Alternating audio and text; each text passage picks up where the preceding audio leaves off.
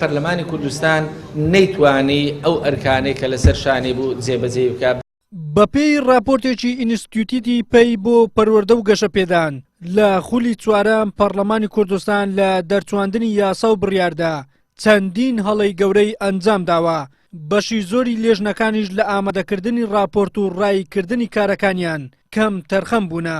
لە لیژنەوانێ قانون لەدایکە بێ، بەڵام بەشێکی زۆری لیژنەکان بە 6 مانگ بە 8 مانگ لیژنەی تیا بۆ بە ساڵ کۆنە بۆتەوە و ئێمە لێرە هەموو ناویانمان هێناوە لە راپۆرتەکانی پێشوشمان کە هەمانە بە دەقیقی هاتووە. زائیدەن ئەو راپۆرتانەی کە ئاڕاستەیان کراوە بەپەی پێڕێو دەبوو لە ماوەی 10 ڕۆژە راپۆرتی لەسەر بنووسن. راپۆرتیان ئاڕاستە نەکراوە دوای ساڵ، مەسەلەن جاری وایە بە ساڵ راپۆرتیان لەلا بووە، راپۆرتیان لەسەر نەنووسیوە، راپۆرتی لیژنەیان لەسەر نووسیوە. بۆیە بە کورتی دڵی پەرلەمان کە لیژانەکانە خەلەلی هەبوو و لیژنەکان نەیانتوانی بە ئەرشی خۆیان هەستن.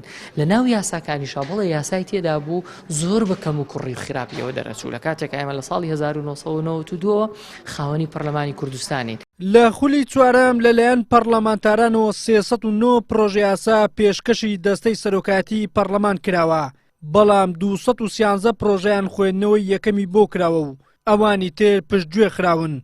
31 پرۆژەشیان بوونەتە یاسا، بەڵام 17 یاسایان تا ئێستا جێبەجێ نەکراوە و 9 یاساش پێشێل کراوە، واتە تەنها 7 یاسا وەکو خۆی جێبەجێ کراوە.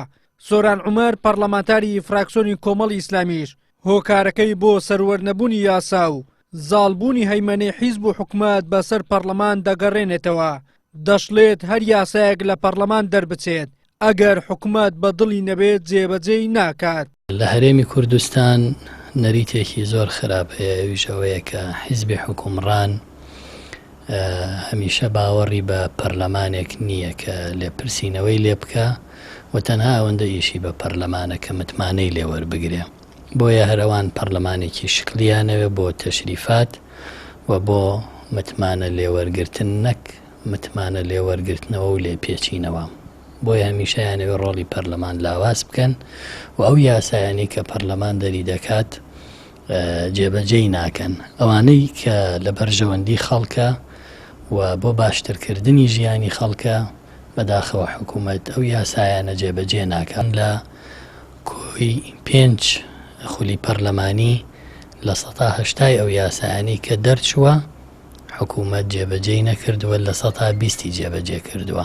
لە وڵاتە پێشکەوتوەکان پەرلەمان تاکە مەرجەعە بۆ پرسە سیاسی و یاساییەکان، بەڵام لە هەرێمی کوردستان پێچەوانەیە.